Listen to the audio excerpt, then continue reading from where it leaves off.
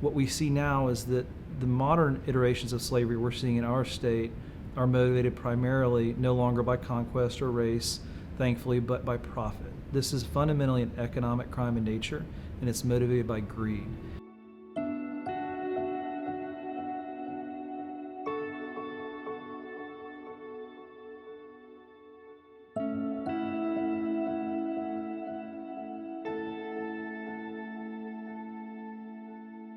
Elliott Daniels, thanks so much for joining us. Of course. And before we get into this part with DOJ and what you do there, I want to talk specifically about Heather Pounds, because she's been such a big part of our series. And to her, you just represent so much, because she really feels like you gave her such a gift because you were so aggressive in telling her that she needed to get her record expunged. Why was that so important to you personally? Well, I think she's probably giving me too much credit. But what that experience has taught me is that there are professionals in our city, in Columbia, and across the state that have sets of skills, that have access, that have abilities that we can leverage on behalf of survivors of trafficking in our state. And people don't realize that. I think that human trafficking, it can be such a daunting subject, and it can be intimidating.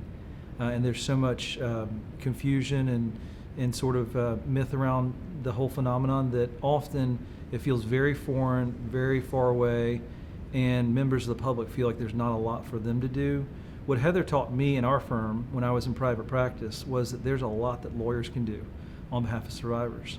So Heather's story was not very different than many survivors in our state and in our country, and she's given me, of course, permission to talk about this. But often what you see with survivors is they've spent a significant amount of time in their life on the wrong side of the law, often because of their exploitation.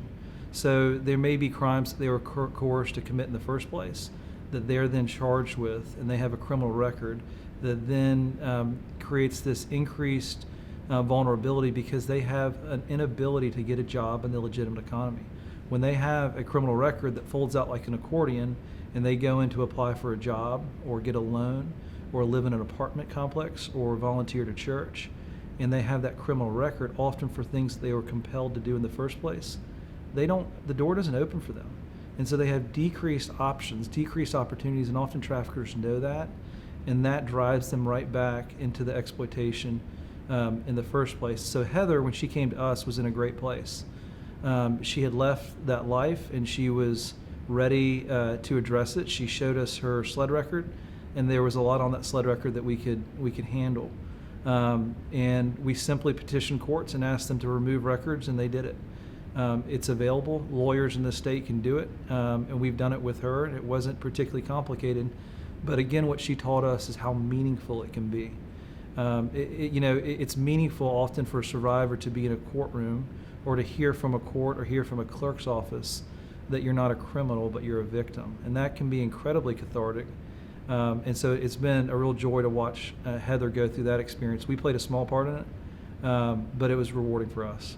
It's interesting for me to hear you say that because, you were in private practice when that happened. Mm-hmm. And now here you are in the DOJ, kind of a prosecutor. That's right. So how does that transition to what you're doing now? Mm-hmm. What kind of mindset do you have as you're dealing with human trafficking, looking at it from the other side? Yeah, that's a great question. So you're right, my role has changed, right? And so in private practice, when I'd represent survivors and victims, that's a totally different role than when you're a prosecutor holding offenders accountable. But I will tell you this, experiences with survivors like Heather and what we've learned from them have taught us how important it is to have a victim-centered approach when you prosecute cases. And so the way I see my cases is when we bring a trafficking charge against a trafficker, our job is at least equal parts holding him accountable for his conduct as it is vindicating that victim's rights. And so we try to keep the victim at the center of the case. It's really complicated though, it's difficult. Even when we want to, and we strive to because it's so important to us, these survivors have still gone through incredibly traumatic experiences, and you're asking them to disclose some of the most shameful, traumatic, embarrassing parts of their lives that many are not ready to either disclose or address, much less talk about in open court. I heard one survivor had this exercise in a room, and she asked us to look left and look right and tell the people we're sitting beside your most embarrassing sexual experience. And the point of that was, now you go ask a survivor to disclose when she was sexually abused or when she was raped or when she was sold for sex. It's a really hard thing. So as prosecutors, we try to keep a victim-centered approach, and we do our best. And sometimes there's a tension there, and we have a different role, but it is very important to our office, important to me, that we keep the victim at the center of the case and we not forget why we're there. I would assume that you see bigger cases. I mean, when someone says that the feds are involved, that means a big deal. So talk to us about the difference in what you see in the DOJ as compared to someone, say, in the solicitor's office. Yeah, well, one thing that we all have seen, local law enforcement, state law enforcement, solicitor's office, my office, the agents we work with at FBI or other agencies, is this: the traffickers don't respect jurisdictional boundaries. And so, we love and adore our local police departments and county sheriff's offices, but traffickers do not care where their jurisdictional lines start and stop. The way they see our state, the way they see our country, is divided up into markets. And so if they have a victim who is making them money, and they see a market in Charlotte, or they see a market in Atlanta, or they see a market in Charleston, they're going to take the victim there to make profit. We should not forget that slavery is nothing new in this world, right? Unfortunately, it's been around forever. However, what we see now is that the modern iterations of slavery we're seeing in our state are motivated primarily no longer by conquest or race, thankfully, but by profit. This is fundamentally an economic crime in nature, and it's motivated by greed. And just like a drug dealer feels like they can make a cheap money off of selling dope, here we have traffickers selling women and kids for sex because it's profitable. And so when a trafficker looks at our state, they see markets, they leave the jurisdictional limits of some of the great agencies that work around our state, and that's where I think some federal agencies that we work with so closely have a particular set of tools. They're, FBI, for example, is in, I forget, some 180 countries in the world. They're in every major city in our country, and we've had victims cross state lines, and we've had victims in numerous states. And we can have agents send leads out to their colleagues in other states and cities and say, there's a victim in your state, and she's in this city, and she's encountered this trafficker in our state, and we need you to go sit down with her. And it can happen relatively quickly. And so we've seen that a lot, and that's a great credit to the agencies we work with who do just tremendous work. And so, I would say that traffickers don't respect state boundaries. They don't respect international boundaries either. For the last, 10 years at least, Americans have been made aware of the crisis, especially at the southern border. How is that manifesting in South Carolina? Are you seeing victims being brought up from Central America? How are you seeing that play out here in South Carolina? Sure. So the United States is both, a source and a destination country, right? And so trafficking happens both in the forced or compelled sex context, but also in the forced labor context. And victims are both from the United States, but also brought to the United States. And so the same is true for South Carolina. And I would say one pattern that we do see in our state is, and it's nothing unique to South Carolina, and that is this: a foreign national victim without status in our state that has an increased level of vulnerability that traffickers know about and they're aware of. There's often language barriers, there's cultural barriers, but there's also barriers to their access to their rights, because traffickers will lie to their victims and say that the law enforcement is not here to protect you. Law enforcement is here to arrest you because they know they're out of status. And so there are foreign national victims, and we hear it anecdotally. We see it in cases that our office has brought, where they're brought to our state and they're made to work for somebody else's profit, and their lack of immigration status actually makes them more vulnerable to exploitation than they would have been otherwise, because it creates a barrier to them reaching out to law enforcement asking for help. And so that's something we've seen in our state. How do you work with that? What do we do? It's been one of the things that has confounded me the most in recent years, and that's in private practice and now at my new job. And there are associations, there are legal aid organizations, there are lawyers who do outreach to foreign national workers in different labor contexts, whether it's the migrant labor context, whether it's in agriculture or the hospitality industry. There's various types of visas where foreign nationals will come to work in our state. And also in the employment discrimination context, so there's plenty of lawyers, there's different boards that evaluate claims of exploitative labor. These are the type of groups that do have some intersection with the workers we just discussed. But one of the most challenging things I've seen is that if foreign national victims don't know their rights, how do they have access to their rights? And the question is just as you raised, is how do you reach those folks? It's a challenge. I mean, some of them, I would assume a lot don't even speak English. They You're don't right. even. You're right. And you have to remember they come often from a context where they don't trust law enforcement for very good reason. We're lucky in our country, in many respects, for who are in our law enforcement agencies, and that if you're a victim and you disclose and you need help, they will help you and not arrest you. And we've come a long way. And of course, no agency is perfect, and our system has not been perfect. And Heather's story is a perfect anecdote of that. Right. And that's by nobody's fault. But to your point, often foreign national victims who come to South Carolina or our country come from a context where they cannot trust law enforcement, and they should not trust law enforcement because they're corrupt.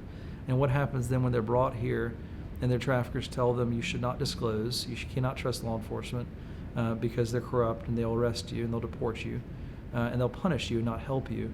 That threat, that abuse of the legal process becomes particularly salient for those folks because it was their experience before they came here.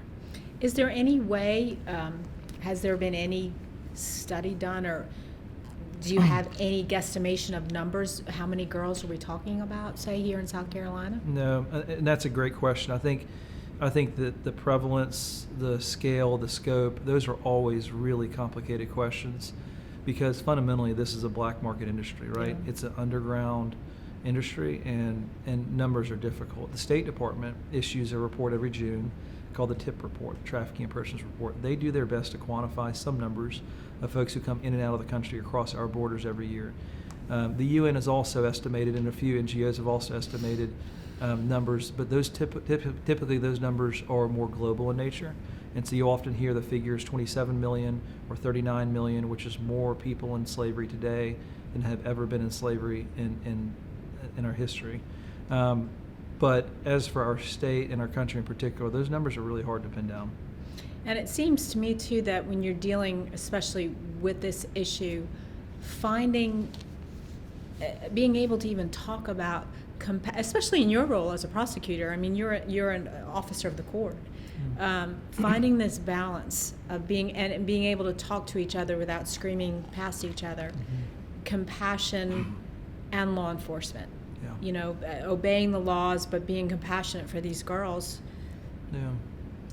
How you balance those things, Yeah. Yeah, and I'll tell you that we've seen such progress in our law enforcement partners in recent years, and they are putting in so much effort to understand that there's often so much more to the story when they encounter a heroin-addicted woman who's being prostituted in our city. There may be more to the story. And sometimes those types of encounters where a law enforcement officer takes the time to ask more questions, to see what's behind the veil, if there's anything behind the veil, those lead to great cases, and really important cases. In cases that help unravel stories where one person has caused a significant amount of harm to families all across our Midlands region and our state, all because officers have been willing to ask those questions, like you suggested, that there's often more to the story.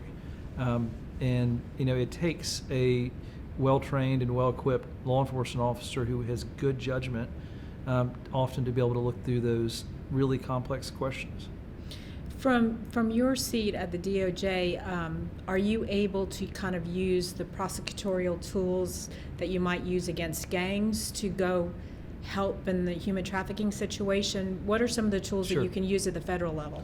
Well, I'll tell you this. If we find a case that is an actionable human trafficking case, you would probably it'd be difficult for you to find an agent or a prosecutor, I'll just speak for myself, who will not bring all the tools we have to the table to hold that person accountable. And often they're not human trafficking specific statutes. They can be drug statutes.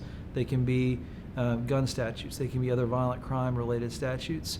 They can be travel-related statutes regarding the use of phones or the crossing of state lines for the purpose of furthering some criminal activity. So to your question, yes, when you see our office bring a human trafficking case, often the charges you'll see are not only human trafficking. There'll also be other tools that we have at our disposal that we will bring to the table when appropriate to hold that person accountable. I want to ask you a hard question, and if you Oh, don't boy. want, if you don't want to answer it, if I you might don't feel pass. comfortable, but I think that there's a feeling out there, especially as we watch this Epstein case unfold and what happened in 2007 originally with him, and that sometimes the elite or the powerful are not held accountable, especially when it comes to sex crimes. Yeah. What says you? Oh, well, I hope that's not the case. It's certainly not the way that our office approaches our work. I cannot speak for anything that happened in another state and another office some years past. And you're right, there's a lot of attention on that case in particular. But I can speak to how we handle our work, and we're driven by the facts. And agents work their tails off to bring cases, and when they do, we'll indict them and we'll bring the cases. We're driven by the facts, and I hope and expect that nobody there would be no fear, no favor towards any person. You often hear a former U.S. attorney in our office who would tell us that we do the right things for the right reasons, the right way. There's nobody above the law, and that there's nobody beneath the law. And so that applies to both people who are powerful, well-connected, and that applies for people who often society might overlook. We've mentioned, as anecdotally, the female who's a heroin addict who's prostituted in our state. There's nobody above the law, and there's nobody beneath the law, and I hope that ethos is what drives our office. But you're right. I mean, there's a lot of attention around that question. We're just going to keep doing our work and sort of be driven by those principles. Conversely, do you feel like it is bringing a lot of attention to an issue that needed attention? It does. It does. And interestingly, media attention is sometimes helpful, and sometimes it misinforms the public on what human trafficking looks like. And a misinformed public, for us, might look like a misinformed jury. And so they'll be at trial, and they'll be expecting to see something that the facts don't show, that we're not required to show, that the elements or the statute doesn't require, because there may be sort of myths or sort of Hollywood representations of what trafficking is. And so you're right. It on balance, I'm certain it's a good thing that there's a more informed public who understands this happens and happens here and happens today. But we also have to deal with information that's not correct and the impact that has on a public failing to identify victims. They might be looking for something they shouldn't be looking for, or jurors who come in the courtroom expecting to see something that we don't have to show. Do you feel like you're making a difference? Do you feel like you have traffickers are on the run, or is that impossible? I hope so. What I'd like to do is I'd like our work to make our state a safer place for victims and a more dangerous place for traffickers. And so I'd like both of those calculuses to change. So I'd like victims to look to law enforcement and know that they'd be protected if they disclose, they'd be protected if they come forward and talk, which is a very difficult thing to ask. But I'd also like traffickers to know that they'll be held accountable. And so I'd like our state to become a more dangerous place for traffickers to operate. If you think about it as a cost-benefit analysis, and traffickers entering this work might do so because it's a rational decision. It's not particularly dangerous or particularly risky because the likelihood of being detected or getting caught, much less being charged, prosecuted, convicted, and sentenced, is low, but the upshot is there. They may make money. It may be profitable. I'd like to think that our work is helping change that calculus, and the work of law enforcement officers in particular who are out on the road tearing up leads and interviewing folks and building these cases. I'd like to think that as a result of that work, that calculus changes, and our state then becomes a more dangerous place to operate for traffickers and a safer place for victims. I imagine that there's a lot of times that you feel very gratified because you've helped Heather Pound, who is absolutely thriving. What has been the most gratifying part for you in this very tough job? Yeah, that's a good question. I think that seeing and realizing that we all have something that we can bring to the table, that we can leverage, that can make our state a safer place for victims, has been incredibly rewarding. And so it's given our work, my work both in private practice and now at the U.S. Attorney's Office, meaning. And I don't have to do this work to find meaning in my work.